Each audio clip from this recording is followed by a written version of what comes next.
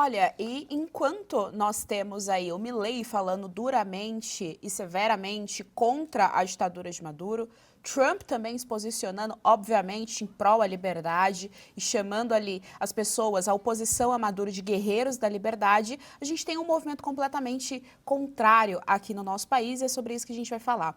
A tomada de poder de Nicolás Maduro teve aplausos e participação do governo brasileiro. Ainda que o ministro das Relações Exteriores, Mauro Vieira, ou o presidente Lula não estivessem presentes, ao enviar a embaixadora Gilvânia Maria de Oliveira, o Brasil dá sinal verde para a ditadura na Venezuela. Isso sem falar na participação de integrantes do MST. Para falar sobre as questões diplomáticas envolvidas nesse episódio, recebemos agora o diplomata Ernesto Araújo. Boa tarde, Ernesto. Muito boa tarde. Bem-vindo ao nosso Jornal da Oeste. Muito boa tarde, uma alegria estar com vocês aqui. Ernesto, olha, aqui a questão está muito clara, né? A gente precisa colocar aí mais alguns fatores nessa equação. A gente precisa lembrar que a amizade do Lula com os ditadores já é a longo tempo, né? A longo prazo. A gente lembra aí do Foro de São Paulo, que antes a mídia chamava de uma fake news, de uma invenção, de teoria da conspiração, quando na verdade a gente sabe que a organização existe e atua até hoje. E aí a gente vê, o Lula chegou a chamar o Trump de fascista em período eleitoral lá nos Estados Unidos. Isso chegou até lá aos Estados Unidos. A Janja xingou o Elon Musk, né? Isso também chegou até lá e o Elon Musk agora integra a equipe do Trump. Ou seja, a gente está vendo o Lula do lado da liberdade sempre batendo de frente, sempre sendo contra, ao passo que o tempo todo ele está sinalizando positivamente para os ditadores, e o Maduro ainda ficou bravo, queria que a sinalização fosse um pouco maior, um pouco que abraçasse mais a agenda ali do Maduro. Exato, você falou de amizade, né, do Lula, Maduro, é uma amizade profunda, mas que não é apenas pessoal, né, é um projeto de poder que vem da criação do Foro de São Paulo, basicamente a partir de Lula e Fidel Castro, no começo dos anos 90.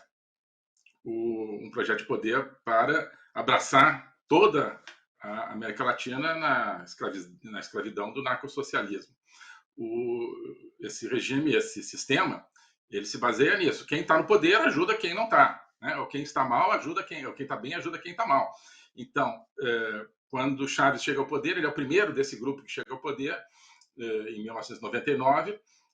Ele começa a trabalhar, junto também com os aliados externos, que são China, Rússia e Irã, começa a trabalhar para que outros cheguem ao poder. Então, Chávez, 99, na Venezuela, 2002, Lula é eleito no Brasil, 2005, Evo Morales é eleito na Bolívia, nessa mesma época, de 2005, por aí, Rafael Correa no Equador. Então, é algo que vai se espalhando. Né? Depois, quando o PT sai do poder no Brasil, a Venezuela e esses outros amigos, de uma maneira ou de outra, colaboram para a volta do PT ao poder que nós estamos vendo aqui. Então, agora, Venezuela, de Maduro, não a Venezuela, né, o regime Maduro sob pressão, Lula, então, paga novamente esse favor, que não é um favor pessoal, é parte de uma construção de regime, com a atitude de, no fundo, assim, parecer ambíguo, parecer meio lá e aqui, mas, no fundo, apoiando o Maduro. Né? O que se traduz, então, hoje, nesse gesto de mandar uma representante do governo brasileiro, não importa o nível que você mande. Se você manda um representante, você está avalizando, você está engolindo a farsa eleitoral que o Maduro produziu.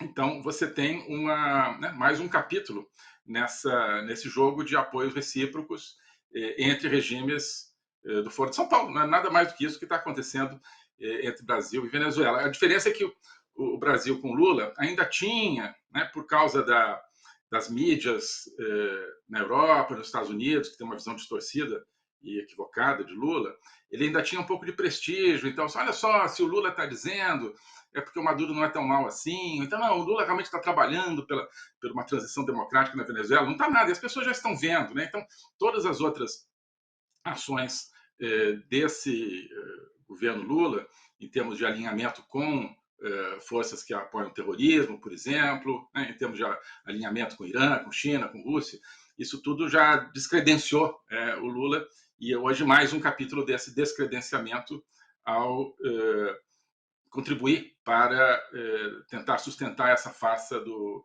Maduro, que não vai se sustentar. É isso, Ernesto. Eu vou trazer aqui para a nossa conversa mais uma informação e os nossos comentaristas para debater aqui o assunto com a gente. É importante que a nossa audiência saiba que o Movimento Brasil Popular, que tem como um dos membros o MST, olha só que coisa curiosa, tem um dos membros o MST, ele pediu, abro aspas, ao que o movimento disse, respeito à soberania venezuelana. E, além disso, eles escreveram uma carta para o presidente Lula, pressionando o presidente Lula para que o presidente Lula reconheça de maneira muito clara e objetiva de que as eleições foram limpas, de que não houve fraude ali no processo eleitoral da Venezuela, Serrão. E ainda complementaram com o seguinte, Serrão, aspas para esse movimento, que a eleição da Venezuela representa a estabilidade e a harmonia na América Latina, Serrão.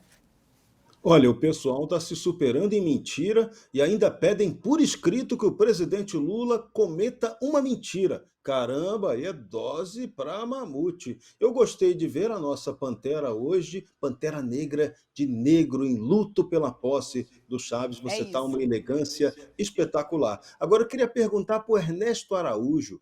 Nessa posse de hoje, além de El Passarito, estava lá o Daniel Ortega, o presidente de Cuba e também um representante de Vladimir Putin. Existe, na sua visão, Ernesto Araújo, o risco da gente ter uma escalada de conflito na América Latina ou uma guerra civil na própria Venezuela, se houver algum tipo de ação militar para tentar colocar o outro presidente que ganhou a eleição legitimamente no poder no lugar do ditador Maduro? Olha, sempre existe, né? Sempre existe porque o próprio regime Maduro criou uma atmosfera de violência, né? Uma atmosfera de assassinatos, de torturas. Então, violência, às vezes, infelizmente, se responde com violência, né? Então, se houver violência, militares venezuelanos estavam indo para o lado do Guaidó e ele, isso levaria o Maduro a ter que sair do país e o Guaidó assumir interinamente como presidente legítimo. O que, que aconteceu? A Rússia entrou para garantir o Putin. Não sei, eu não estava lá, mas há relatos dizendo assim, né, que o Putin ligou, o Maduro falou, não fuja do país não, que eu vou te garantir aí. Então, isso então faz parte de um tabuleiro global, isso que é muito importante a gente ver, né?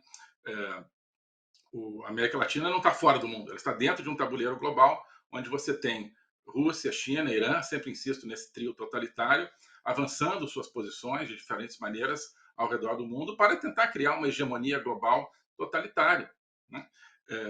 A Venezuela é um posto avançado importante desse projeto totalitário mundial, assim, no centro das Américas. Vão fazer tudo para manter esse centro.